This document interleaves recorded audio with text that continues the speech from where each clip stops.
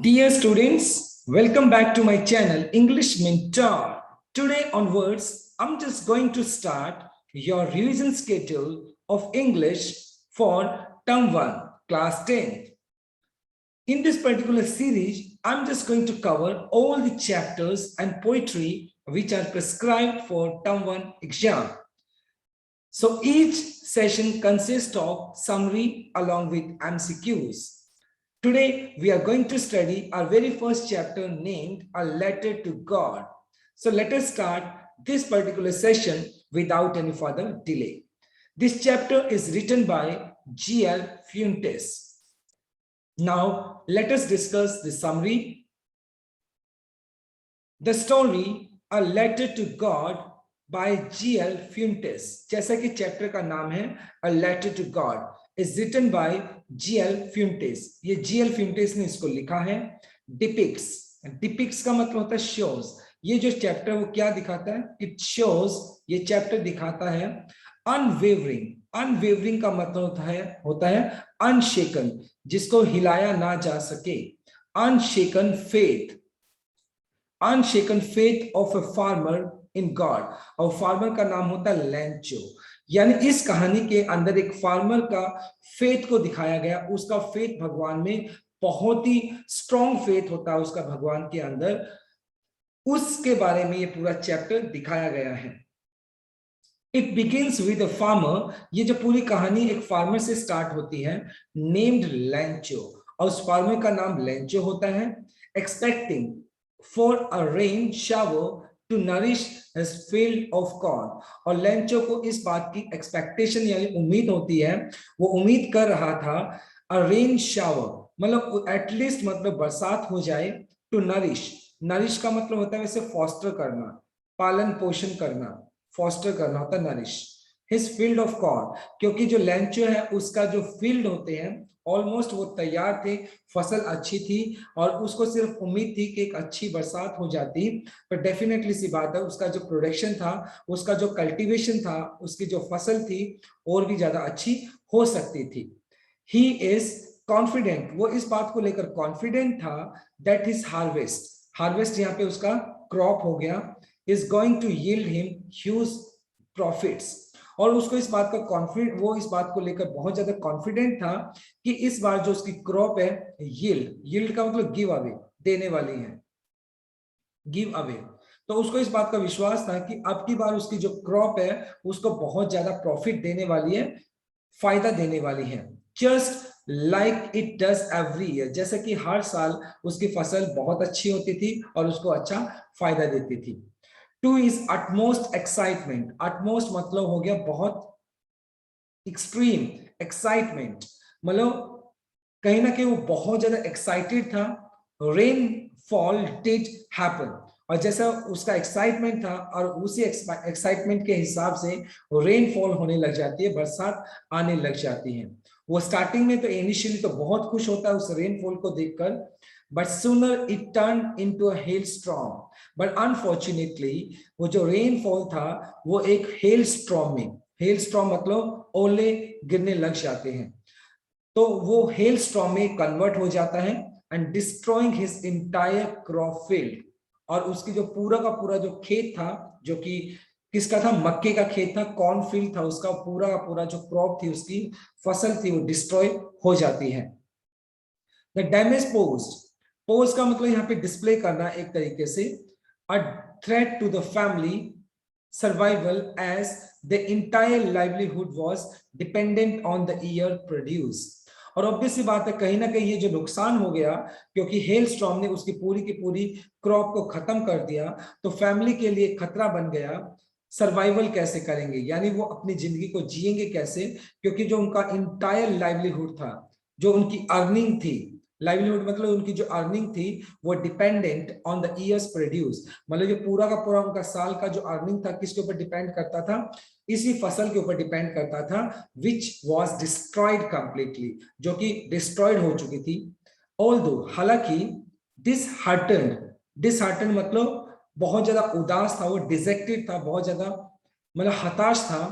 The family had रोबूस्ट का मतलब होता है स्ट्रॉन्ग, बहुत ही तगड़ा जिसको आप बोलते हो स्ट्रॉन्ग बिलीफ इन अल्माइटी गॉड, यानी हालांकि मतलब बहुत ज्यादा वो डिजेक्टेड थे, हालांकि वो बहुत ज्यादा निराश थे, लेकिन उसके बावजूद भी उनका जो विश्वास था भगवान के अंदर, अल्माइटी के अंदर, भगवान के अंदर बहुत स्ट्रॉन्ग उनका विश्वास था।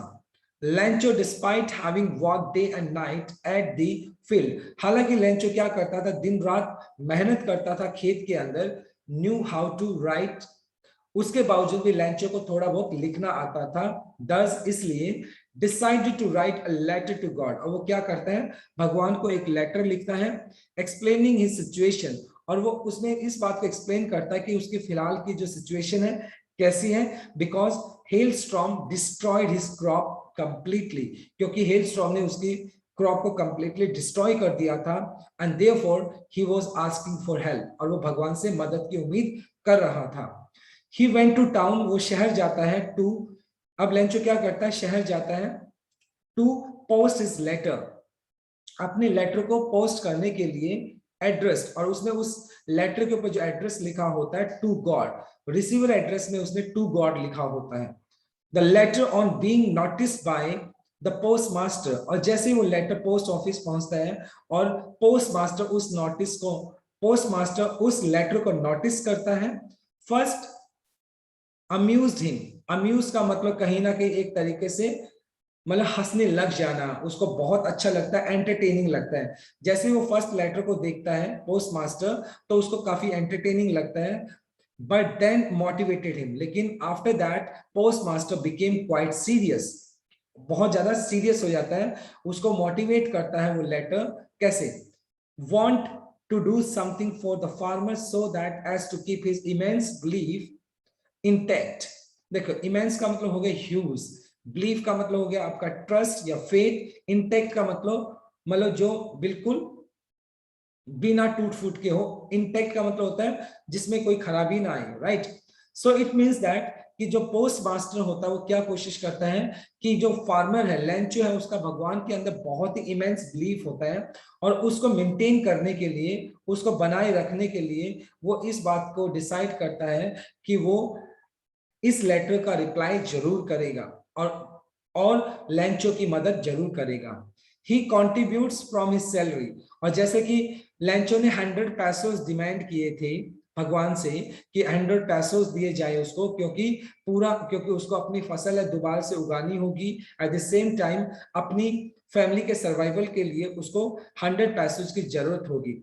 और जब मतलब पोस्ट मास्टर उन 100 पैसोस को इकट्ठा करने की कोशिश करता है तो सबसे पहले वो अपनी सैलरी का कुछ पार्ट उसमें डालता है and collects money from his colleagues, और उसके साथ वाले जो काम करने वाले होते हैं उनसे भी वो पैसा कलेक्ट करता है post master, and friends who willingly, अपनी इच्छा से, contributed for an act of charity, और जो लोग हैं मतलब चैरिटी डोनेशन के लिए, सभी मदद के लिए आगे आते हैं और सभी कुछ ना कुछ पार्ट उस चैरिटी के अंदर डालते हैं। टू हिज डिस्मे, डिस्मे का मतलब हो गया surprise, to his dismay he could only collect 70 pesos, मतलब अब ऑब्वियस सी बात है इतने सारे एफर्ट्स करने के बाद भी पोस्ट मास्टर सिर्फ 70 पैसे ही इकट्ठे कर पाता है, विच ही wrapped covered in an envelope, और वो क्या करता है उन 70 पैसेज को, 70 पैसेज को एक एनवलप में डालता है, to make it seem like a reply from the deity, deity mean the almighty God, और वो इस तरीके से उस लेटर के ऊपर लिख देता है, सिग्नेचर करता गॉड, और जिससे कि लेंचो को लगे कि ये जो रिस्पॉन्स हुआ है, ये लेटर जो उसके पास आया है, ये भगवान ने ही उसको लिखा है। On having found the letter, और जैसे ही वो लेटर लेंचो को मिलता है, the writer is not at all shocked, surprise, और लेंचो उस लेटर को देखकर बिल्कुल भी शॉक्ड नहीं होता है, because he had a firm belief in God, और उसका ऐसा मानना था, भगवान के अंदर उसका बहुत ज्यादा विश्वास था। बट इंस्टेड, बल्कि इसके अलावा, ही गेट्स एंग्री, लेंचो गुस्सा हो जाता है ऑन फाइंडिंग, जब उसको इस बात का पता चलता है that the amount is less than what he had expected, जब उसको इस बात का पता चलता है कि जितनी अमाउंट उसने मांगी थी उससे कहीं ना कहीं वो अमाउंट कम है, क्योंकि 70 पैसों ही लेंचो तक पहुंचे थे, जिसकी वजह से लेंचो गुस्सा हो जाता है। He again writes a letter to God, वो भगवान को दोबारा से एक लेटर लिखता है, conveying, sending his disappointment, conveying का मतलब sending, disappointment, sadness, and distrust, mistrust, अविश्वास in the employees of the post office. और कहीं ना कहीं वो डिजेक्शन शो करता है कि मैंने 100 पैसेज मांगे थे, 70 पैसेज मेरे पास आए हैं एट द सेम टाइम। और वो जो एम्प्लॉइज होते हैं उनको डिस्ट्रस्ट, उनके ऊपर विश्वास नहीं करता, उनको डिसऑनेस्ट मानता है। उसके हिसाब से यानी भगवान ने तो 100 पैसेज भेजे होंगे, लेकिन जो 30 पैसेज हो ना हो, पोस्ट ऑफिस के जो एम्प्लॉइज हैं उन्होंने अपने पास रख लिए हों। who he thought had stolen the remaining amount। और लेंचो को लगता है ये पोस्ट ऑफिस के जो एम्प्लॉइज हैं उन्होंने शायद वो क्या है, वो 30 पैसेज अपने पास रख लिए हों, राइट। तो ये इसका समरी था। Now let us discuss the MCQs. each question has 4 options and I will give you 5 seconds to answer. After that I will tell you the correct answer and how many marks did you get in this worksheet. Please respond in the comment box, ठीक है। Comment box में आप सभी को मुझे respond करना है। Now let us start, revision start करते हैं हम। सबसे पहला हमारा क्वेश्चन रहेगा, where was Lencho's house situated. Lencho का घर था वो कहां पे सिचुएटेड था? बॉटम ऑफ द हिल, या टॉप ऑफ ए हिल, या टॉप ऑफ ए प्लेटू, या फिर in a city. So the correct answer was top of a hill. एक पहाड़ी थी, उसकी टॉप के ऊपर यानी उसके अपेक्स, पिनकल मतलब जो ऊंचाई थी, शिखर था, उसके ऊपर उसका जो घर था वो सिचुएटेड था लेंचो का। नंबर 2 देखते हैं, what was the only thing that earth needed according to Lencho. अब लेंचो के हिसाब से उसका कल्टीवेशन बहुत अच्छा था, उसका प्रोडक्शन बहुत अच्छा था, फसल अच्छी थी, सिर्फ उसको जरूरत थी किस चीज की? A shower, snowfall, strong winds, या सनलाइट। अकॉर्डिंग टू चैप्टर उसको एक शावर चाहिए था, एक अच्छी रेन चाहिए थी, जिससे कि उसकी फसल और भी ज्यादा अच्छी हो जाए। Where did Lancho expect the downpour come from? Downpour का तो रेन हो गया, तो यानी कहां, किस डायरेक्शन में लेंचो एक्सपेक्ट कर रहा था कि रेन उस डायरेक्शन से आ सकती है? नॉर्थ की तरफ से, नॉर्थ ईस्ट, नॉर्थ वेस्ट, या फिर नॉर्थ ईस्ट, साउथ ईस्ट। तो according to chapter north is the correct answer. तो लेंचो एक्सपेक्ट कर रहा था कि नॉर्थ ईस्ट से शायद बरसात आ जाए।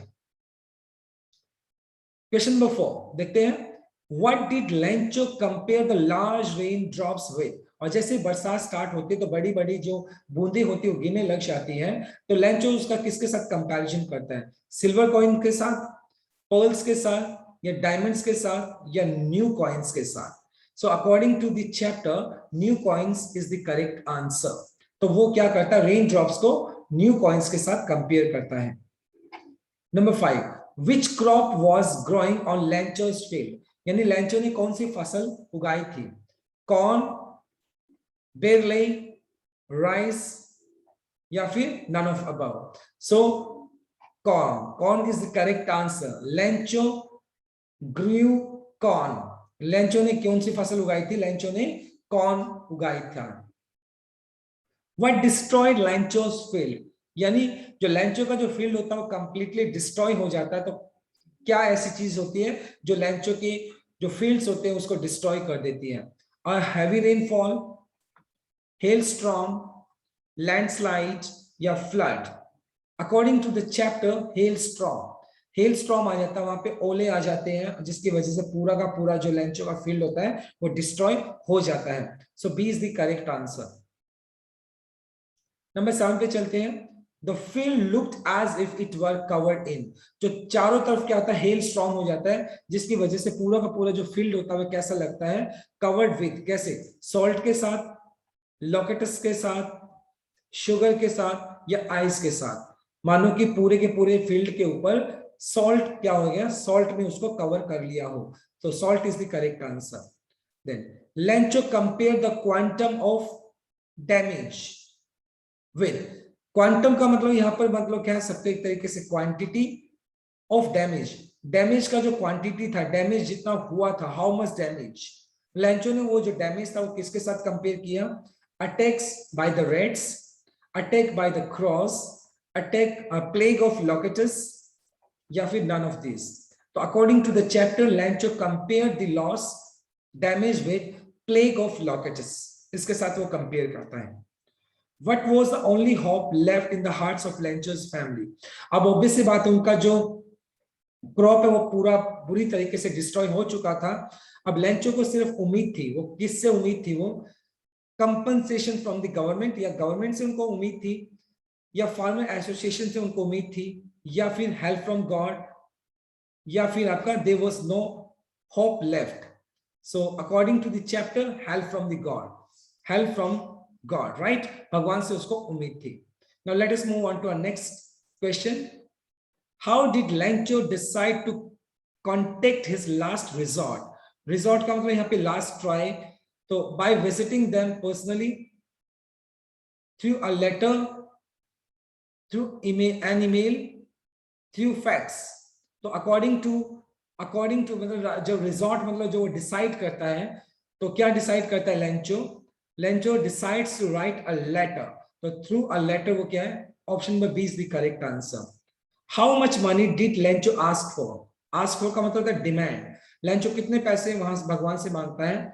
100 पैसोस, 1000 पैसोस, 10 पैसोस या 50 पैसोस? तो लेंचो डिमांडेड 100 पैसोस, तो लेंचो 100 पैसोस डिमांड करता है भगवान से। What was the immediate reaction of postman on seeing the letter? और जैसे वो लेटर पोस्टमैन के पास पहुंचता है, तो पोस्टमैन का रिएक्शन कैसे होता है उस लेटर को देखकर? Laughed wholeheartedly, मतलब वो ठाके मारकर हंसने लग जाता है। Cried, वो रोने लग जाता है। Felt sad about what happened, उसको बड़ा दुख होता है जो हुआ। Felt empathetic, वो बहुत ज्यादा इमोशनल हो जाता है। So he laughed wholeheartedly, वो सबसे पहले जैसे वो लेटर को देखता है, क्योंकि वो भगवान को लिखा होता है, तो उसको बहुत ज्यादा हंसी आती है। So option number 1 is the correct answer. 13 को देखते हैं। The postmaster was fat amiable man. What is the meaning of amiable? Rude, helpful, friendly और इंथ्यूजियास्टिक, मतलब जोशीला। तो एमिएबल मीन्स फ्रेंडली। जो पोस्ट मास्टर था वो बहुत ज्यादा एमिएबल मतलब बहुत ज्यादा फ्रेंडली था। On seeing the letter, the postmaster was moved by Lenchos, और जैसे ही पोस्टमास्टर लेंचो के लेटर को देखता है, तो किस तरीके से इंप्रेस होता है, किस तरीके से वो मोटिवेट होता है? अनवेवरिंग फेथ, अनशेकन फेथ, ना हिलने वाला फेथ कह सकते हो। हैंडराइटिंग को देखकर होता है। लव फॉर गॉड, भगवान के लिए प्यार को देखकर होता है। या डिटर्मिनेशन, दृढ़ निश्चय को लेकर होता है। तो सबसे पहले अगर बात की जाए, option number 1 is the correct answer, क्योंकि जैसे ही मतलब पोस्टमास्टर जो लेंचो का जो विश्वास होता है भगवान के अंदर, अनवेवरिंग फेथ, उसका जो स्ट्रॉन्ग बिलीफ होता है, उसको देखकर वो बहुत ज्यादा इंप्रेस होता है। Why did the postmaster decide to reply to Lencho's letter? अब यहाँ पे क्वेश्चन आया कि लेंचो ने मतलब पोस्टमास्टर ने जैसे लेंचो का लेटर मिलता है, तो लेंचो ने पोस्टमास्टर ने डिसाइड किया कि वो लेंचो का लेटर क्यों लिखेगा। What was that reason? देखो, he was a good man, क्या वो एक अच्छा इंसान था? He felt empathetic, क्या वो इमोशनल हो जाता है? या to preserve Lencho's faith in God, preserve का मतलब मेंटेन करना, कि उसका भगवान के अंदर विश्वास बना रहे। All of the above, right? So according to the chapter, he wants to preserve Lencho's faith in God, और वो चाहता था, पोस्टमास्टर चाहता था कि लेंचो का जो विश्वास है वो भगवान में बना रहे। तो इस वजह से he decide to write a letter to God, और इस वजह से वो भगवान को एक लेटर लिखता है। लेंचो लिखता है और पोस्टमास्टर उसकी हेल्प करता है। What else did the reply demand did apart from goodwill, ink and paper? मतलब ऑब्वियस सी बात है, जैसे पोस्टमास्टर उस लेटर को देखता है तो उसके अंदर क्या डिमांड होती है? Last crop, money, God signature या न्यू सीड्स? देखिए, according to the chapter, Lencho demanded 100 pesos. It means वो मनी डिमांड करता है भगवान से। How much money was the postmaster able to arrange? अब पोस्टमास्टर हेल्प तो करता है, पैसे इकट्ठा भी करता है, कंट्रीब्यूट करता है। कितने पैसे इकट्ठा कर पाते हैं? कितने पैसों इकट्ठा कर पाते हैं? 100 पैसों कर पाते हैं? नो। नील 1000 पैसों? नो। यस, 70 पैसों। सो पोस्टमास्टर कलेक्टेड 70 पैसों। पोस्टमास्टर सिर्फ 70 पैसों को ही इकट्ठा कर पाता है। What did postmaster feel on experiencing Lancho's receive the letter?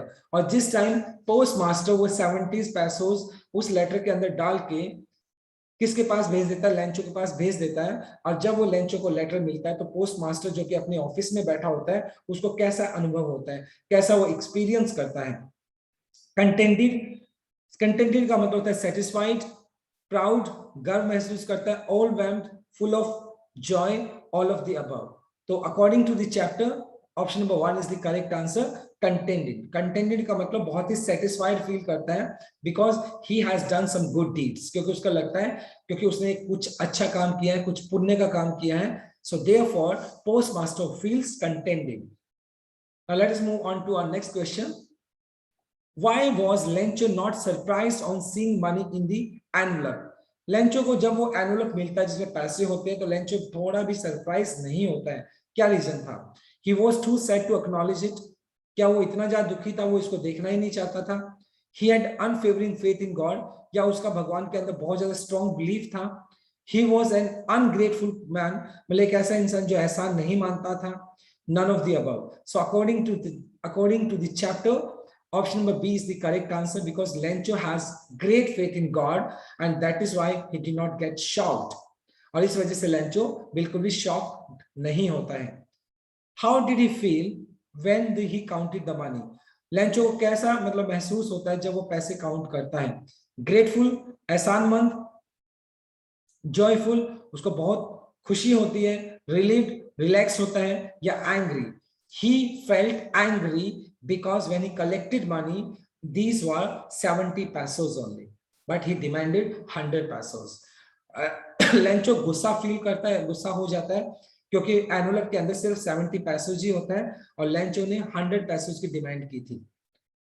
What did Lencho think of the post office employees? अब लेंचो की अगर बात की जाए परसेप्शन की, लेंचो का जो एम्प्लॉइज के लिए, जो पोस्ट ऑफिस के एम्प्लॉइज थे उनके लिए उसका परसेप्शन था, क्या क्या सोचता था उनके बारे में? वो बंच ऑफ क्रूक्स, बंच का मतलब ग्रुप हो गया, क्रूक्स का मतलब हो गया dishonest person, right?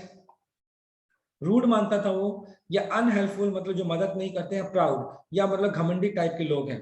So bunch of crooks because Lancho thinks that God sent me 100 pesos but 30 pesos have been stolen by these employees। और उसको लगता है लेंचो को ये 30 pesos शायद इन जो bunch of crooks है, जो पोस्ट ऑफिस एम्प्लॉइज है, उन्होंने चुरा लिए हैं, उन्होंने अपने पास रख लिए हैं। सो therefore the correct answer is 1 A, bunch of crooks। Last slide. What did Lencho ask for in second letter? अब लेंचो सेकंड लेटर लिखता है तो उस सेकंड लेटर में वो रिक्वेस्ट क्या करता है? देखो, मोर मनी, और पैसे की, remaining amount and not send by mail, कि दोबारा जो रिमेनिंग अमाउंट है 30 पैसे जो वो भेज दे लेकिन मेल से नहीं भेजनी है। Remaining amount and send it by mail only, remaining amount भेज दो और मेल के जरिए भेजो। He did not ask for anything, वो कुछ भी नहीं मांगते हैं। So according to the chapter option number B is the correct answer, क्योंकि वो क्या करता है 30 पैसे की डिमांड भी करता है लेकिन इस बार वो बोलता है कि मेल के जरिए आप पैसे को नहीं भेजना है। What is the irony in this lesson? देखिए आयरनी क्या होती है? आयरनी एक ऐसी सिचुएशन होती है जिसके अंदर जैसा आप परसीव करते हो, जैसा आप समझते हो, उसके जस्ट अपोजिट होता है, उसको आयरनी बोलते हैं, right? So let me explain the irony of this chapter. See, Lencho, instead of thanking his helpers, postmaster and colleagues of that post office, he just criticized them, right? Lencho को मतलब उनको thanks करने की बजाय, क्योंकि Lencho को पता नहीं होता, लेंचो उन पोस्ट ऑफिस के जो एम्प्लॉइज थे, पोस्ट मास्टर, उनको थैंक्स करने की बजाय उनको बंच ऑफ क्रूक्स बोलता है। तो ये एक आयरनी होगी यहाँ पर, राइट? देखो, Lencho was sad after the hailstorm even though he was the one waiting for his shower. Postmaster laughed at Lencho's but still helped arrange money for him. Lencho blamed the post office employees who in fact helped him. There is no irony. Option number C is the correct answer because instead of thanking post office employees, Lencho blamed them and criticized them. तो ये आपका irony हो गया यहाँ पर। What type of conflict does the chapter highlight? Conflict का मतलब crisis कह सकते हो, डिस्प्यूट कह सकते हो, किस तरह के डिस्प्यूट को चैप्टर के अंदर दिखाया गया है? conflict between nature and humans, conflict among humans, या conflict among God and nature, या both 1 and 2. So according to the chapter, conflict among God and human has been depicted, और इसके अंदर conflict God और nature के बीच में दिखाया गया है, right? So option number C is the correct answer.